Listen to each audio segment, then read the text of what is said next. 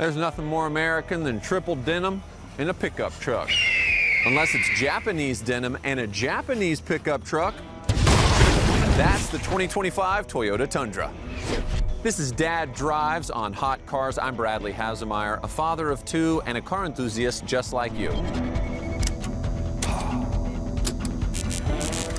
Now, when it came to trucks in the past, like the F-150 or GMC Sierra, those types of trucks were basically just given the clearance from the design team. Just make it square and boxy. Who cares? No one cares. Let's put our designs into our sedans or into the SUVs. But Toyota said, no, we're going to make a truck that looks awesome and also does some truck things. That's basically why you get a Tundra. It doesn't win in payload, it doesn't win in towing capacity, but it wins in overall comfort and big points for the style. Look at this giant squared off grille. I love kind of the design elements here to break it up so it's not too much of a direct slab. The integrated LEDs in the front look kind of nice and mean instead of having them down here. Obviously, the squared off lights, there's some rounded edges for some aerodynamicness, but basically it's just kind of big square and boxy. I appreciate that style. I like the hood, powerful with these big kind of like domes on either side. As you wrap around, you get these huge, beautiful 22-inch wheels. These are all chromed out. I'm not a huge fan of lots of chrome. This is the Capstone edition. So it is the fully loaded, fully tricked out, all the things, and that means a lot of chrome. Not a big chrome guy, but they have it here. You have the iForce Max, just so everybody knows. I'll talk about that when I'm driving the car, but basically that's the twin turbo V6 hybrid. Everybody got pissed off because the V8 was gone, but the V6 actually performs better, plus better fuel economy, and it sounds great, which again, I'll get to in just a second. So I'm loving that. Giant chromed out mirrors, which are great in case you need to fix your hair, check your microphone, you know, that type of thing. And then the Capstone written on the side so everybody knows you sprang $80,000 for this. Better be telling somebody. And then this is the giant Crew Max. You can get a double cab, which is a little smaller. The Crew Max is just massive. This is one of the greatest aspects to this vehicle because dad life, you need space, room in the back for your kids, room in the back for stuff, car seats, all that kind of thing, that can be accommodated here, and I love that. Around the back, that squared off design element continues. Even the tailgate has like nice detail to it. So I'm really digging what Toyota's done with this, making it a good looking truck that, oh, by the way, does a bunch of great truck things. You can see this bed seems a little bit short. One of the cool things about the Toyota Tundra is how configurable it is.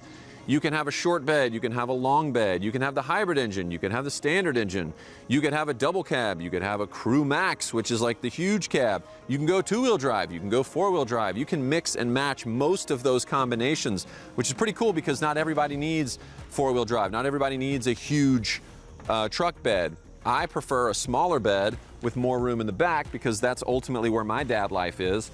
I'm maybe a DIY weekend warrior, but I'm not at, you know, construction sites. This is not the truck that you see a lot at construction sites. You see the GMCs, you see the F-150s, the Silverados, but this is built outside of that for people like myself who love to camp, love to adventure, love to take the kids off-road, but we're not climbing boulders and we're not hauling 8,000 pounds of granite.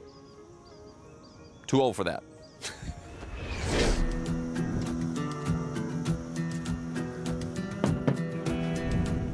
Now, beyond the minivan, there may not be a better category of dad drive vehicle than the pickup truck. It's perfect for DIY, there's plenty of space for your kids, it looks rugged and cool. I mean, it's got me wearing denim on denim on denim for Pete's sakes. It kind of does it all.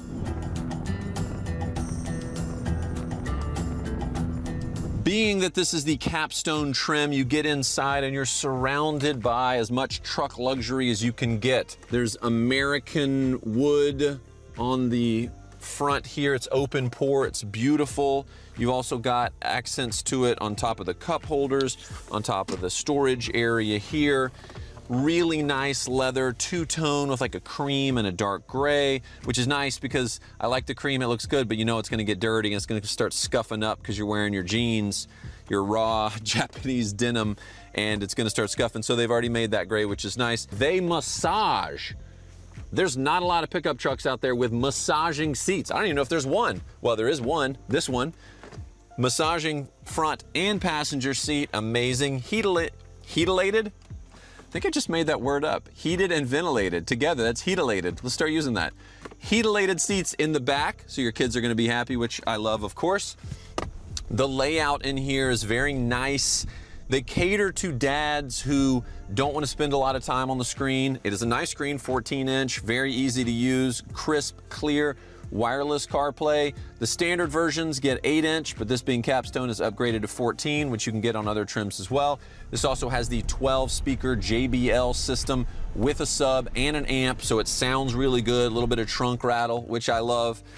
There are buttons in here for everything. My 5-year-old loves it because he loves buttons, but I love it because as I'm driving along, I'm not hunting and pecking like someone who's never typed before on this big screen. I can go right to camera view off, traction off, trailer assembly, open and close the lift gate right here. I mean, I guess you could probably do that yourself, but it's kind of a nice feature to have here. All the climate, physical buttons, a big volume knob. That's the thing about this truck that really is interesting. Everything's big. The wheels are big, the grille is big, the door is big, the glass windows, the mirrors, the buttons. It's like everything in here is like they took a truck, stuck a straw in it, went, and it just whoop, everything got big. I had the Cadillac IQ recently, the Escalade. It's huge, massive truck, very heavy, SUV, 3-row, fully electric. But you get inside and not everything kind of mirrors that scale. So it's kind of neat that Toyota has carried that throughout. You get a nice little Capstone trim on this gloss here, just to say, reminds you, that's where your money went. 80 G's, boom, pop that, where, what? Oh yeah, Capstone, that's why. Steering wheel is great, awesome size, all the controls that you want there. Of course, it's got adaptive cruise and all that. Beautiful digital display. You can make some adjustments. It's not super customizable. Another big win here is how much space is in here. 2 cup holders, which is great. However, I'll be right back. Regular water bottles are fine. That's great, but it's a huge truck. I want a huge water bottle holder. I want something to hold my 80-ounce guzzler. That's not gonna happen in here. That's a bummer. I've used it before where you can put a big one in here, but it's still gonna move around. That's one downside. I wish there was something like that. It doesn't fit. Little guys will fit in the door, but I just think there should be, it's a big truck. I drink a lot of stuff. I work hard on the construction site, you know what I mean? I love this center console, and I think that sounds like a ridiculous thing to say, but look at this. I've got a little cubby here. I've got a little tray here. I can push the tray back. That stuff doesn't fall out. It stays kind of hidden underneath. Then I have access to the middle. I can also lift all the way up and have access to the middle. There's a lot of space here. There's even spots for your coins. That's how old school dad drives throwback vibes this is. I don't know if anybody's using that feature, but I think that's hilarious that that's still in here. So I love being in the front. I love driving. It's got a good position. Visibility's pretty good. The glass is a little low, but that's because, you know, if it went much taller, you'd be G-Wagon style. It's easy to ride here in terms of the lip on the edge of the door. It's got all the buttons on the left side too, heated steering wheel. What else? I can tell the automatic running boards not to open, or I do want them to open, or all that kind of control. And of course, this giant pano roof makes this thing feel huge. Let's go to the second row. In the second row, there's a lot of great creature comforts. Like I said, the heated and ventilated seats back here for the kids. You've got what my friend Omar Drives calls peasant blockers. The shields, the sun shields here built in. The door itself is beautiful. Multiple colors, multiple materials, great layers. A couple of small water bottle spots here. Center console, you do have water bottle spots as well. You've got an AC 120 volt down here. You've got some USB-C and a USB-A charger, keeping it old school. Little map pocket back here. Vents in the middle console, which is fine. I'm not worried about it being here because it is a smaller interior in terms of that. So much space. My head, I've got probably 3 inches more of headroom, and that's with this pano roof. My knees, I mean, what's that, 8 inches? I feel great. I can do this number here, you know, which is really casual, really fun. I've also got cup holders in the little middle flip down. Car seat kids, parents are happy about this. You don't have to move your seat very far or at all, really. for your car seat kid to be here. Rear facing, front facing, all that checks out, and that's fantastic. Oh, and one of my favorite features is the fact that the entire rear window rolls down automatically with a button. It's so cool. Thumbs up. I have my denim, and my denim. I got my pickup truck. Oh, it was already on because it's a hybrid. It's pretty quiet, right? All right, I'm driving hybrid right now. Just barely touching the throttle. If I crush it, oh yeah, baby. I think that's a great sound. That is the sound of a twin turbo V6 producing 470 horsepower and 538 pound-feet of torque. The advantage of having a hybrid, of course, just like any other hybrid, stop and go where you're really idling and you're very inefficient. All that's taken care of by the battery. It also helps being a twin turbo with that electric that's able to kind of satisfy that need for more off the line, fairly instant moving. It'll kind of click in quicker and help you feel like you're moving along faster in a V6 than you would in a V8. Of course, so many people decried, oh no, Toyota, you've lost your way. How come we don't have the V8? That's the answer. It sounds better, I think, than the V8. Has kind of like a turbo diesel kind of sound to it, which I think is really a cool sound. It's a rear wheel drive setup naturally. Of course, I can control that through 4 high and 4 low here if I'm gonna be off-road or doing some fun off-road stuff. But the fact that it's rear wheel drive, when you're off-road, you can kind of get a little squirrely in the gravel, or if you're in a field or something like that. I love that. You can have fun in the truck as well. The seating position is great. There's plenty of space in here. I'm really impressed by how much space is in the back. Happy kids make a happy dad. It's not too plush. It's not too over the top. Hello, fellow Tundra driver. Yeah, a lot of love between Tundra dudes. When I first put my 12-year-old, 7th grade daughter in the back, took her to school, she looked around and she goes, can we go somewhere? I want to road trip in this thing. And that's awesome. I love that aspect. I love that it provides that level of adventure. And something that's interesting, you could say, oh, well, why don't you go with a Sequoia? I mean, $80,000 for this top trim. Easily you could move into the Sequoia category and not have to worry about, you know, if you put bags in the back because you're road tripping, you got to worry about, is it going to rain? Are they going to get dusty and dirty? So you'd have to buy a cover for that.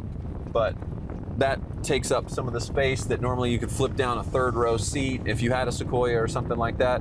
But the problem is, when you start putting in a 3rd row, you have to compromise somewhere, and that 2nd row seating position is where you get a little bit of a compromise. So I like that if you just take the 3rd row out of the equation, if you don't need a 3rd row and you've thought about an SUV, you should consider the Tundra, because it's an SUV except there's more space. There's a little more man cards involved because it's a truck. I think you'd be surprised how often you do use the truck part of the pickup truck. For instance, I had 2 bikes, my kids had outgrown them. It's so annoying to try to stuff those into my old Benz wagon that I have, or our MDX, put all the seats down and all that. No, throw them in the truck bed, don't even worry about it. Even had a couple other bags back there, plenty of space, plenty of room, no problem. And nobody's compromised in here. I love that. All right, so there you go, guys. What do you think? Does Dad drive the 2025 Toyota Tundra? I think so. And I would say if you're considering a 3-row SUV and you don't really need that 3rd row, no matter what brand you're looking at, Sequoia, of course, because it's Toyota or whatever, I think you should consider the Tundra. It wins on space, it wins on style, usability. I mean, it's versatile, it's kind of everything you want. Plus you keep your man cards, which is dope. Love that. Make sure you're following Hot Cars on social for up to the minute, up to the second articles and news. Make sure you're following me at Hasemeyer on TikTok, BHaz on Instagram. Hope you guys have a great day. Enjoy the rest of your day and have a wonderful drive. See ya.